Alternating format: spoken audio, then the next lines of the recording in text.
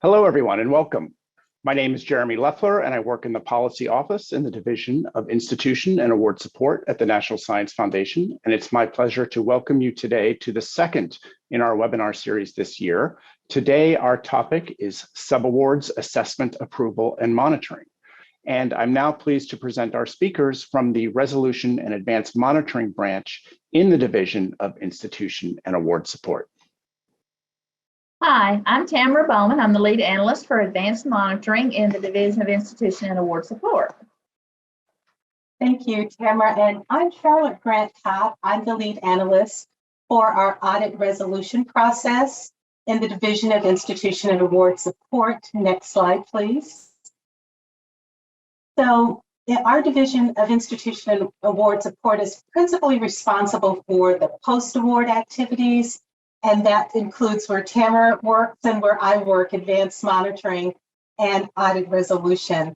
Our staff of experts really help with any related NSF policies and procedures. And like today, we are providing business assistance to you, our awardee organizations. Next slide, please. One of the reasons that we are very excited about being here with you today is we have seen in the last 2 years increased non-compliance related to subawards, to subrecipient monitoring, related to inadequate documentation. And we wanted to be here to provide some technical guidance to our award community. But we also want to hear from you. We want to understand what is happening, what you're experiencing, either, and if NSF can provide different assistance, or if there is something that you would like us to look at in terms of our own systems and how we are supporting you in this subaward, subrecipient monitoring and documentation process. So what you're going to see today in these slides is very content-rich and very text-heavy slides. As a presenter, we're really going to focus on a couple of things, some critical things. We're going to focus on the adequacy of the prime awardees' oversight of subawards and subrecipients. That is going to be one of the primary focuses. You'll hear us talk about that in our framework. We are going to today provide some lessons learned as part of this presentation. So we hope it will be of value to you. But as you look at this slide, you can see that this is really one of the post-award experiences from audit resolutions. And we are seeing an increase in audit findings and site visits and in our post-award monitoring, and that is subawards and subrecipients as prime are not using the NSF electronic systems to ensure that subrecipients have been approved and before entering into new subaward agreements. We are also seeing unsupported expenses, i.e. documentation, inadequate documentation for incurred cost and for key decisions. In the last 2 years, there have been question costs in these areas almost to totaling $1.5 million. Next slide, please. So today's focus is really going to be on reducing the occurrence of non-compliance with subaward management and monitoring in all post-award activities. This workshop provides technical guidance to assist both the prime awardee and the subrecipient. So we're going to share with you some lessons learned to help you avoid the pitfalls that lead to non-compliance with subaward approval, assessment, and monitoring. And we're going to encourage that you adopt a documentation discipline to avoid non-compliance due to inadequate documentation and unsupported expenses from the subrecipient. Within this framework and within these slides today, what you will find are references to the uniform guidance, to NSF's Proposal and Award Policies and Procedures Guide, or the PAPG, to our research terms and conditions, to grant general conditions, and to the cooperative agreement itself by reference. At the end of this slide deck, you will also find just a reference tool and some resource tools that we provided for you. Next slide, please. So this is about connecting the dots today between when you have to notify NSF for prior approval for sub-award approval, as well as connecting the dots through the entire award process for documentation. Next slide, please. Three key concepts that we would like you to take away today. The first one is no portion of the proposed activity may be subawarded or transferred without prior written NSF approval. And we are seeing, as we've shared, a resurgence of this finding. Prior NSF approval also absolutely means that if you have not received prior NSF approval in your award, and this is post-award particularly, you still have to make that request through NSF's electronic systems, research.gov right now. Also, what we're seeing is that the prime awardee must ensure that substantiating documentation, that is all the documentation that helps us to determine whether or not the subaward, the contracts, and the expenses are being used for the benefit of the award. That documentation must be provided to the prime by the subrecipient. It must be retained for all incurred costs, not just for the period that the subrecipient has the award activities, but also for the record retention period for the prime awardee. And documentation also includes not just incurred costs, not just receipts and invoices and procurement documentations, but also for key decisions, such as transferring award to a subrecipient. And also, we'd like for you all to remember that NSF awards federal funding to organizations and institutions of higher education, not to individuals, PIs, co-PIs, or beneficiaries of the award. Next slide, please. So we just wanted to start with a concept, a framework. How do you look at the sub-award, subrecipient management and monitoring process? As you all know, there's a life cycle to all awards, and in the sub-award also fits into that award life cycle. Critical again, as we just said, but we will repeat again, for sub-award relationships, sub-award agreements, and for subrecipient monitoring, that extends through the life of the award. For the subrecipient, yes, you may have a finite period of time by which you are part of the overall award. Records must be retained for the prime awardee's record retention period. So we will repeat that a few times. But if you look at this framework, we hope it gives you some guidance to think about this within the life cycle of the award. Oftentimes, you have to start thinking about the subrecipient and subaward process in the proposal stage, most assuredly in the pre-award stage. The risk assessment is a requirement of uniform guidance. The post-award stage, the subaward agreement itself. Monitoring is a responsibility of the prime awardee as well as the subrecipient. And to ensure that there's adequate documentation and record retention, the reporting process is part of that documentation and reporting out. And then finally, there's the award closeout period. So this is a framework that might be useful as you are working through the subrecipient monitoring and management process. Next slide, please. And I will turn it back over to Tamara. Thank you, Charlotte. As Charlotte mentioned, in the pre-award stage, you're about to submit a proposal.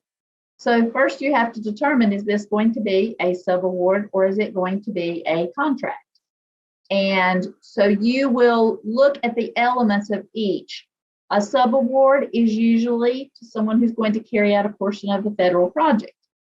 They can determine who's eligible for federal assistance. They will have their performance measured against the objectives of the federal program. They may have some responsibility in programmatic decision making and will be responsible for adhering to the prime award terms and conditions. They are using federal funds to carry out part of the program for a public purpose, not just goods and services. In contrast, a contractor is providing goods and services to the non-federal entity for that entity's own use, and it's a procurement type relationship. They may provide goods and services as part of their normal business operations. They may provide it to many different purchasers. They operate in a competitive environment, and it may be ancillary to the operation of the federal program. A contractor is not subject to the compliance requirements of the federal program. Now, when you're determining this, all of these elements may not be present. However, it's the substance of the relationship. So you're going to have to determine whether they're a subrecipient or a contractor. Document that process. Document your evaluation of that process and how you came to the conclusion of whether it was going to be a subaward or a contract. Add notes to the file, to either the contract file or the subaward file, of how the process you went through and how you determined that this was a subrecipient as opposed to a contractor. Next slide. In the pre-award stage, you may also decide whether it's going to be a fixed price subaward. Now, simply putting this subaward into the proposal and the subaward, you are approved to do a subaward, does not mean you were approved for a fixed price subaward. You need to make it clear in the proposal that you are planning to do this subaward as fixed price, or say it's a subaward you do after the award has been made. If it's going to be fixed price, then you need to consult with the NSF grant officer and obtain written approval, usually through research.gov. That you may issue subawards based on a fixed amount up to the simplified acquisition threshold. However, you do need prior NSF approval for that. Next slide. So the next step, you say you've received the award. So now you're going to do a risk assessment of this subawardee, and you may do it, some folks will do it prior to submitting the proposal just to ensure that this subawardee is the one that they want to select. You are required to evaluate each subrecipient's risk of noncompliance. You're going to look at their prior experience with similar or the same type of subaward. You're going to look at their previous audits. If the recipient is not required to perform a single audit, say they're a for-profit, then you might look at their audited financial statements. Are they a viable organization that is not going to go out of business while you're performing this award? Whether the subrecipient has new personnel, or maybe they just changed financial systems, that might be good information to know. And then the extent and results of, say, a federal awarding agency has performed monitoring on this organization. Maybe the subrecipient receives federal awards directly as a prime. So that might be good information that you would want to know. You need to document the results of this risk assessment. And by documenting, it may be that you're going to have maybe a point structure. Some organizations will use the Federal Demonstration Partnership risk assessment. But that is not just a pass. You have to do the risk assessment, but you also have to document how you came to your conclusion that they were high, medium, low. So document the results of that risk assessment. Next slide. Some organizations, they document their monitoring plan based on that risk assessment. Sometimes they will put in their policies and procedures, they will say anyone who is a low risk, who is determined to be a low risk recipient, We're going to do basic things like check their single audit or financial statements. We're going to check sam.gov for suspension debarment. We're going to review invoices or get approval for those invoices prior to payment from the PI. Some will say, okay, medium risk, we're going to do all of those things for low risk, but then we're going to also maybe, I don't know, I use this as an example, randomly select their invoices and request the supporting documentation for those invoices on a random basis. You won't look at all of them. Maybe high risk, you're going to do all of the same functions you did for low risk and medium risk, but maybe you're going to add other factors. Maybe you perform a site visit. Maybe you request the supporting documentation for all of their invoices, that sort of thing. So you need to document both the risk assessment and then the results of that risk assessment, whether some will say they're high, medium, low, some just have high and low. And you're also going to document that monitoring plan. You should have in your written policies and procedures what form of monitoring you are going to conduct, just to have it all documented. Next slide. We have had some instances. This example is a large nonprofit where they were required to evaluate their subrecipients' risk of noncompliance, and there was a risk analysis that was not performed before the contract was awarded, or the agreement, the subaward agreement. At the time, the organization incorrectly interpreted that the risk assessment was only required for recipients who were subject to single audit requirements. In fact, you should be doing a risk assessment on all of your subawards, regardless of whether they are subject to single audit or not. And so what happened in effect in the audit was that they did not conduct subrecipient monitoring procedures appropriately or timely. So they failed to monitor the subrecipient for the duration of the grant period because they didn't think it was required. All subawards need to be assessed. I've had situations where, say, the subaward was an organization within the entire system, say a university system. You should still document a risk assessment and the monitoring plan, even if they're within the same system.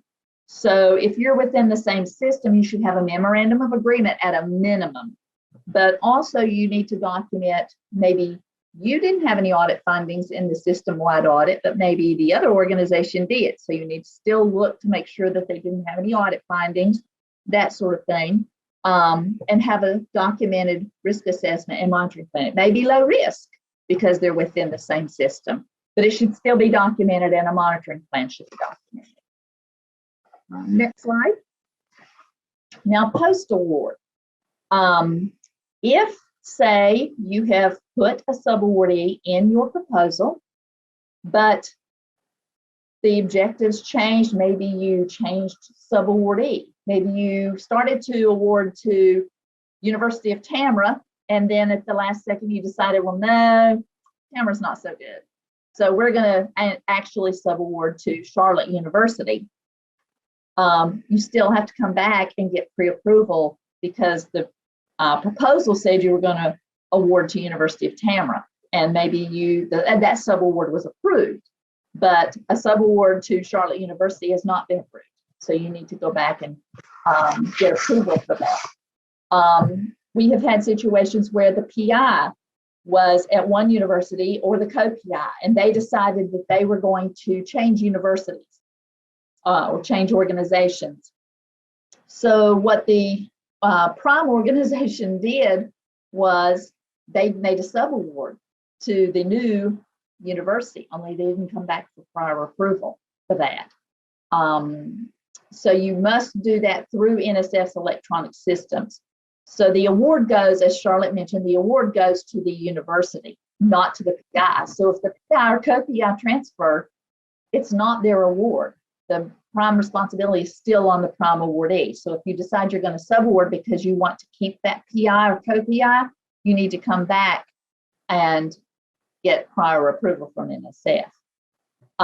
If there's, say, delays or adverse conditions that impact the ability to get the objectives of the project done or meet time schedules, then the PI needs to notify the grants officials, and they need to use the NSF electronic systems research.gov to do those things, because all of those things need to be documented, because if something becomes questioned in an audit, we need documentation here at NSF for what was requested, but also what was approved or not approved. And then you need documentation as a prime awardee organization for what you did and why you did it. Sometimes hindsight is 20/20. So things happen that you may have other information in the future that you did not have at the time you were making a decision. So you need to document what were the factors that you used in making decisions at that time, because you may not have had all the information at that time. And then maybe in the future, you might have said, oh, well, I would have made a different decision, but you don't know what you don't know. So document everything. Next slide. So you need explicit NSF approval to change subawardees, to have a subaward to begin with, or say you later in the project after the prime award is made, you decide, yeah, we're going to need some extra expertise. We're going to need the subaward. So you need to have that explicit written approval to do that. Each subaward agreement should be clearly identified, and it should have the following information that's listed here. If they do not have a federally approved indirect cost rate, then that rate may be negotiated with the prime, or the subrecipient may decide to use a de minimis indirect rate. It needs to be, of course, reasonable if it's negotiated with the prime. The subrecipient must allow the prime and auditors from NSF to have access to the subrecipient's records and financial statements. They need to have the appropriate terms and conditions, what we call flowed down to them. And also concerning closeout, they need to know how to close out that subaward. The prime can also impose other subaward conditions. Say they determine that these folks are high risk, and they may say, we want to come for a site visit. We're going to impose, we want extra project reporting.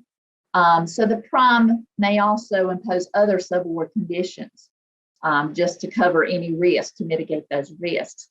The Federal Demonstration Partnership does have subaward templates. However, it is not a pass. You have to have practices and processes in place that are that meet the requirements. So, but what we do recommend is that you have a standardized agreement, subaward agreement, whether that is with FTP or not. That's up to you. But have a standardized agreement template to make sure that you are consistent and transparent, and that you are in compliance with all the prime award requirements. It does make standardizing easier. Next slide. All of the requirements imposed on the prime are flowed down to the subaward. The terms and conditions, you want to ensure that they are meeting federal requirements. And as mentioned earlier, you can impose other requirements on them if you determine them to be risky and to help mitigate that risk. The subrecipient will need to allow the prime and NSF and auditors to have access to the subrecipient's records and financial statements. And then they need to follow appropriate terms and conditions and close out the subaward. You're trying to mitigate risks or deficiencies. And so, as we mentioned, we recommend you have a consistent subaward template to do that so that they are all the same. If you are doing a subaward to another organization within a system, you should still have a template, an agreement with that organization. Next slide. We've had some situations that have come up over the time of looking at post-award adjustment reviews. We had an award. It had a clause in there that said the subaward approval was being withheld. And it read something to the effect NSF authorization is being withheld pending submission of additional information in Article 8A of NSF grant general conditions. Unfortunately, the prime awardee did not read the full award clause and proceeded to subaward to the organization. And they never contacted NSF to find out what additional information was needed to get that subaward approval. They did not realize it until the subaward submitted the final invoice for the project, which had to be paid after the award had been financially closed, and which triggered a review on our part. And they never received approval for that subaward. We have also had situations where there was an award made where there was no subaward in the budget. And the prime later determined that they needed a subaward and because they didn't have the specific expertise. So the PI went back to the NSF program officer and said, I would like to do a subaward to complete this specific area of the project. The NSF program officer said that he didn't have a problem with doing a subaward, but the organization must formally request it through research.gov. Well, the PI only read the first part of the email saying that the program officer didn't have a problem with the subaward. And so they proceeded to go to their sponsored research office and said, yes, NSF approved. Provided the email to their sponsored research office, who also did not fully read the email. They started a subaward with this organization, and it was never fully approved because they did not formally request it through research.gov. They never received an amendment to the award saying, yes, you're approved to do a subaward. Nothing like that. We've also had situations where, as I mentioned, an award was made and it had an award to the University of Tamra in the budget, and it was approved, but they changed their minds and decided that they were going to subaward to Charlotte University, but they never went back to NSF to obtain that approval. So the lesson learned is to read the award letter thoroughly and make sure you get documented subaward approval either through a clause in the original award that says it's approved or in a subsequent award amendment. And you must request this through research.gov. So that's the lesson learned there. Next slide. Some of the subaward agreements, they need to have key things in that subaward agreement. They should keep all of these data elements in the subaward agreement. It's not usually identified as an audit finding if you don't have them all. However, the more information that you can give that subaward organization about the prime award, the better to ensure compliance. Sometimes the subawardee will have to come back to get some of that information because they will need it for their own audit. So you need to ensure that you have these specific data elements in there. They need to be responsive to FAFATA. If it's over 30,000, it needs to be reported. And they will need this for some of their audit work. So the more information you can give to that subawardee in the agreement, the better to ensure compliance. Next slide, and I'll turn it back over to Charlotte. One of the other stages that is critical if you are both the prime awardee and if you are the subrecipient of federal funding is monitoring. This monitoring activity is critical because it is the duty of the prime to provide monitoring and oversight of the federal award to ensure that costs incurred and performance are working according to the award received. So what's the critical takeaway here? If you are the prime awardee, you should be monitoring your subrecipient. As Tamara pointed out, there is a risk assessment process that is required. Oftentimes, that risk assessment process itself can be misleading.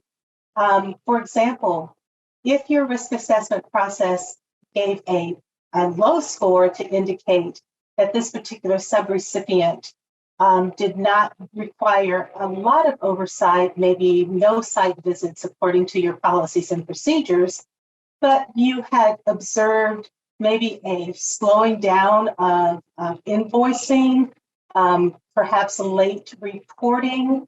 Those indicators should trigger something within the policies to suggest that perhaps monitoring your monitoring plans and your monitoring programs should be reassessed with regard to the subrecipient. In the same light, the subrecipient has a duty to ensure that they are providing documentation and reporting on time as per the subaward agreements. So think about these following monitoring tools that may be useful just to ensure that there's proper accountability and compliance with all the program requirements. Frequent communication between the prime PI and the subrecipient PI to discuss any delays, any concerns, or issues that come up. As a prime recipient, this is a great place in your reporting and within the NSF system to document any concerns that may come up. For example, we have had some supply chain issues over the last 2 years post-COVID, and some of those supply chains may have had a material impact on, say, equipment deliverables. Those kinds of issues, even though they may be resolved within the time period of the subrecipient agreement, it might be worthwhile to document that in the NSF reporting process, just to make sure that you're triggering your NSF grants office to understand what's going on with these awards. If you can, it's a good idea to provide some subrecipient training and technical assistance on program-related matters. As the NSF policies and procedures guide changes, that might be a good opportunity to trigger training for subrecipients. Also, any agreed upon audit procedures and engagements. So this is a content-heavy slide. Please take a look at it. Next slide, please. NSF and the uniform guidance does require that prime recipients have to proactively verify that every subrecipient is audited. So that means you have to ask, does your subrecipient meet the single audit threshold, for example? And if they do meet the single audit threshold, to review those audits. And here is one of the major takeaways from this process. If there is a corrective action that's required, as the prime recipient, you must issue a management decision for findings related to the subawards from your pass-through within 6 months of acceptance of the audit. So primes, that's part of the monitoring, is to look at those audits and if there is a corrective action necessary, to provide oversight and issue a management decision. Next slide, please. So what some of the things that we're seeing is ineffective subrecipient monitoring, and this can result in disallowed cost. And that's one of the reasons we really wanted to focus here today on lessons learned. This is the results of a large engineering education nonprofit. The finding was subrecipient monitoring, and the question costs were $172,000. So what was going on here? Fundamentally, the prime awardee was required to provide monitoring for compliance, but they did not perform those monitoring compliance procedures. In addition, they didn't have a documented policy for monitoring subrecipients. So not only were they not monitoring incurred costs, they were also not monitoring the performance of the subrecipient. Often that will include site visits, inquiring about the uniform guidance audits. So this is very critical. That's a major part of monitoring, to understand how is the award performing, how are incurred costs allowable in conjunction with the award. So this is one of the key takeaways in terms of monitoring. What happens when there is inadequate monitoring? It can result in questioned costs and ultimately can result in disallowed costs. Next slide, please. And to share with you from a large engineering nonprofit, this particular citing was really related to the project manager. This particular entity did not have controls in place to ensure that the project manager was looking over the invoices, were ensuring that the invoices were correct, and that there was a three-way match so that there was approval of the procurement, there was approval of the invoice, and also finally that there was approval for the overarching incurred cost. So there was no documentation to show that there was a three-way match. There was no documentation to show that the project manager understood that they had a duty to ensure that the costs were allowable and confirm that those costs occurred, and to confirm that the procurement and the actual vendor delivered what they said they were going to deliver. So this lack of documentation also creates a potential for question cost. And this is something that we take for granted, that the project manager understands the duty to approve invoices for payment, the duty to understand what is being procured for the project. So that documentation is critical here. That's documenting a decision and having the control in place so that when an auditor comes, they can see that that control is in place. Therefore, the project manager is doing their job. Next slide, please. So subaward documentation. When we say this, we're really asking for a documentation discipline from the time of the proposal to the end of the award. If you're the subrecipient, then from the time that you enter into the subaward agreement to the time that the performance period is ended for your subaward, but also to be aware that documentation does not just stop when the performance is over. The documentation must be retained for the record retention period for the prime award, not the subrecipient, because the funds are passed on to the subrecipient, but the duties of the prime and all that goes with it are passed through as well. So record retention, just make a checkbox there, that record retention has to align. So let's look at this subaward documentation. Of course, for expenditures and costs, this should be adequate, but what does that mean? It means no one should have to ask if this incurred cost benefited the award. The documentation should be there to show that there's a direct benefit to the award. That also documentation has to also be able to address whether or not those incurred costs actually comply with any award restrictions. For example, perhaps there's an award restriction that a prior written approval may have to be obtained from the prime awardee before expending large dollars on new equipment, for example. Whatever that special condition is, we will be looking for documentation to show that that there was compliance with that special condition. So all of the key decisions also have to be documented. Like Tamara's spoken about that quite a bit, but for example, if you're changing the subrecipient, PI is transferring, those decisions have to also be documented. Those are critical decisions.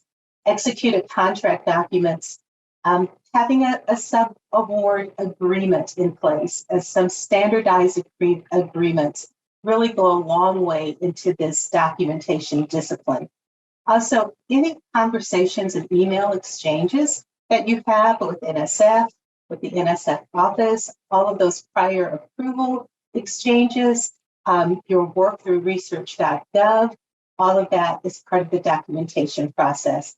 And of course, tracking any cost share for tracking and reporting. Think about the audit trail as you're thinking about your documentation discipline. And so if you were to ask yourself a question, do I have documentation that shows that both the cost and the decision benefit the award. If your answer is yes, excellent. If your answer is no, then perhaps some of these tips can be helpful as you adopt that documentation discipline. Next slide, please. Now, prime and subrecipient performance reporting is also a very critical part of that whole framework and the award lifecycle. So submitting those reports are very important. Intervals must be no less frequent than annually for most of the reports for NSF. Also, alternatively, the federal awarding agency or pass-through entity may require annual reports before the anniversary dates of multiple year federal awards. So just keep in mind, what is the award type that I have? When is the reporting due to the prime awardee? You might want to understand when the prime awardee has reports due to the sponsor agency like NSF. But just keep in mind and understand what those dates are. A subrecipient must submit to the pass-through entity no later than 90 calendar days after the period of performance end date, all the final performance reports as required by the terms and conditions of the federal award. So if you circle that, that will go a long way as part of that, again, documentation discipline. Next slide, please. So for subawards that exceed $30,000, the prime awardee must report subaward financial and subawardee executive compensation information in the Federal Funding Accountability and Transparency Federal Subaward Reporting System. That's a lot to say. That's why we wrote it down for you. Okay. Compliance with these reporting requirements, it's an increasing focus by the auditors. When the auditors come in, believe me, they will be looking at reporting timelines. Any reporting timeline should be articulated in your agreements, in the award itself, and in your subaward agreements. So if you keep those agreements forefront, look at the timelines, understand in terms of NSF, those calendar deadline dates for both reporting to the prime and when the prime has to report, it will go a long way to ensure that you meet the sub and prime performance reporting requirements. Next slide, please. Most importantly, and we are seeing this quite often again because it is very important that corrective actions occur when problems are found. So if you're the prime awardee, the duty is to follow up and ensure that subrecipients take timely and appropriate action for all deficiencies pertaining to that federal subaward. That can be detected through the audit. That can be detected through an NSF site visit. That can be detected through your own site visits or the prime awardee's own monitoring activities. That corrective action has to occur. It is that duty that you have to make sure that when you see a deficiency as a prime awardee, that there is a corrective action in place. That then triggers that the prime awardee has to consider whether the results of the subrecipients audits, their on-site reviews, or other monitoring activities indicate conditions that may require adjustments to the prime recipient's own records. And so corrective actions when problems are found is a requirement, and that must be followed up. Subrecipients should also be indicating to the prime awardee when they are aware of deficiencies that they've corrected as well. And that is that two-way communication between the subrecipient and the prime awardee. Next slide, please. Again, when corrective actions are needed, the prime awardee has to ensure subrecipient compliance. This is if non-compliance with federal regulations is how we started our conversation today, that we as NSF are really hoping that through our technical guidance We can reduce non-compliance with subawardee findings. And so there are things that the prime has to consider if corrective actions are required and not quickly resolved. That could be a temporary suspension of cash payment or advances. It is meant to be temporary. So the prime continues their monitoring and continues to ensure that the subawardees' activities become compliant in accordance with the regulations and the agreements. It may require additional monitoring. Special conditions may be added to the subaward agreement. As a last resort, termination may occur as well. So just keep in mind that corrective actions are a requirement of the prime awardee, and there are activities that the prime should continue to do when deficiencies are found. And I think this list would be helpful as you're thinking about any resolutions and next steps that may have to be taken if corrective action does not occur quickly. Also, and finally, the prime recipient can recommend to the federal agency the initiation of suspension or debarment proceedings. This is a last resort, but it's also a possibility. Next slide, please. And in that life cycle and framework is the award closeout.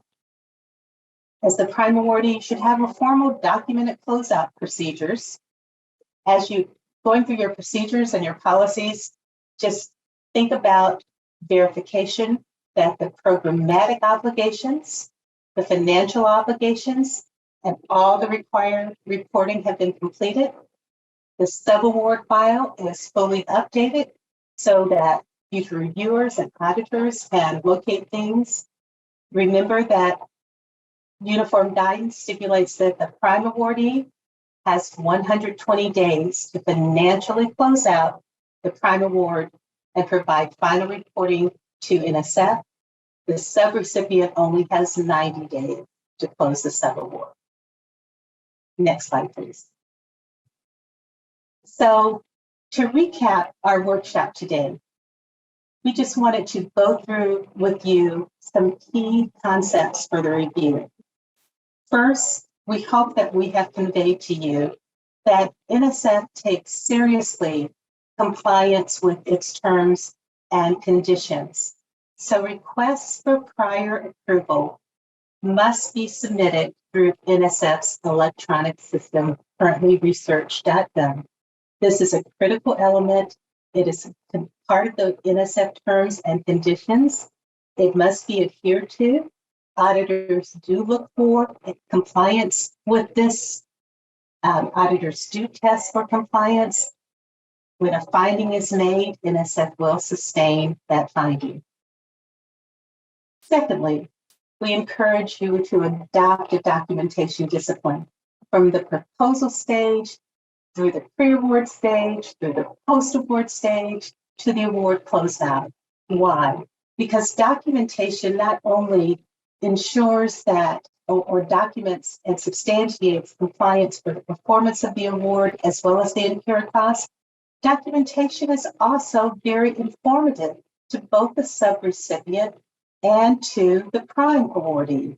When that documentation occurs, it gives everybody a chance to say, yes, we are verifying that we are in compliance, or, oh, I think we need an internal control here. So the documentation is not just for the benefit of the auditors, it's for the benefit of the award, for the performance, and to ensure that incurred costs are benefiting the award. Next slide, please. Third, the legal agreement is determined by the prime awardee and the subrecipient. A subaward can be provided through any form of a legal agreement, right? And that is a determination that gets made early on. So that subaward, whether it's a contract or a subaward agreement, Remember, the substance of the relationship here is more important than the form of the agreement, but that's again where documentation comes in. Whether you choose a subaward agreement or a contract or a vendor contract procurement relationship, it's the relationship that's more important than the form of the agreement. And finally, the organization or the university is the prime awardee of NSF funds. As prime, you are ultimately responsible and accountable for the management of all the subawards and the monitoring of all subrecipients. Next slide, please. So we thank you very much on behalf of NSF, Tamara, my colleague Tamara, and our branch office, Diaz. We thank you very much, and we look forward to your questions. Okay, thank you, Tamara and Charlotte. I'd like to invite you to come back on video. I want to thank you both for your presentation, but also for answering so many questions in the Q&A. And we thank you for all of your questions. We do have just a little bit of time, and we have received not only questions today, but also questions in advance of this webinar. And in the short time that we have remaining, we do want to take some time to go through some of those questions. So I'll pose these questions to you, Tamara and Charlotte. The first one is, what terms and conditions do you flow down when the subrecipient is industry? I'm sorry, could you repeat that for me, please? Sure. What terms and conditions do you flow down when the subrecipient is from industry?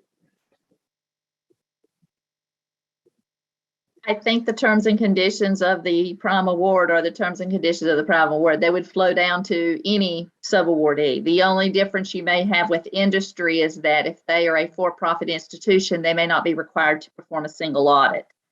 Or even if they're a nonprofit that doesn't rise to the level of funding to require a single audit, you would not have a single audit requirement, but they would have to show to you that they, or acknowledge to you that they are not required to do those things.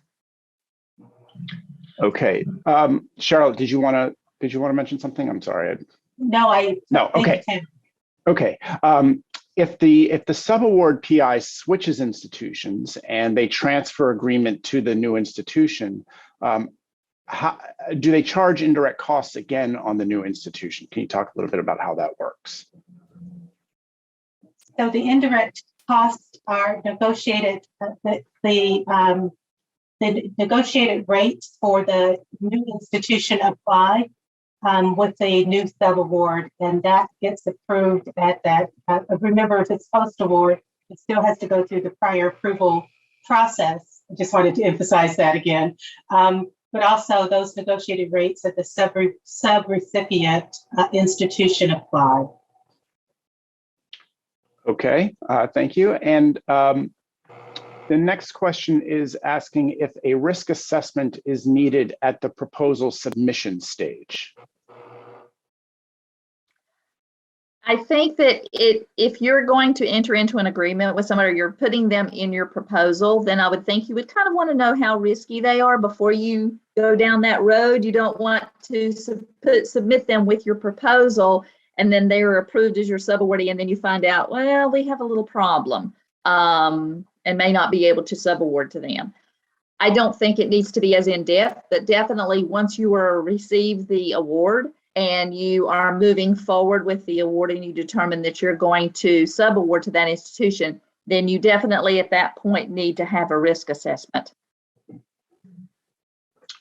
Okay, the next question is asking, how do no-cost extensions affect subawardees?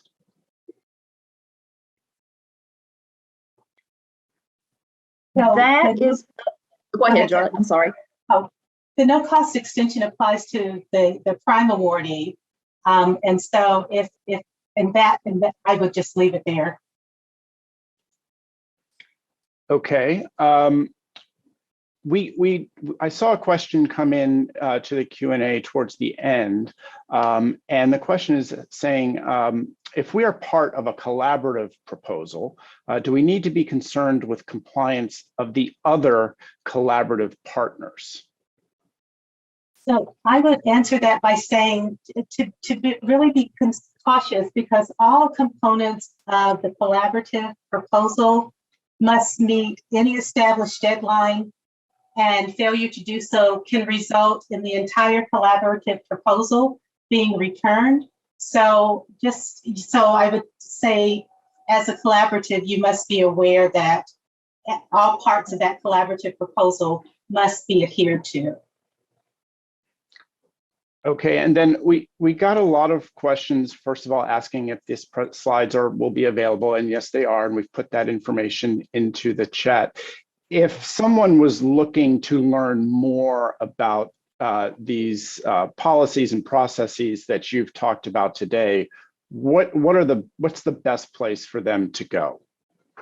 And Tamara, I will jump in right there, because Tamara's done such an amazing job. And in this slide deck, you will find a list of all resources, not only the uniform guidance, but also NSF has made available our website that includes resources for you to use, including our own FAQs on many of the topics that were talked about today. Great, thank you. We are just about out of time for today. I do want to thank you for joining us. I want to remind everyone who's here today that to learn about all of our upcoming outreach events like this one, please do visit nsfpolicyoutreach.com. You can sign up to receive email notifications. And so I thank you all again and hope you have a wonderful rest of your day. Thanks, everyone.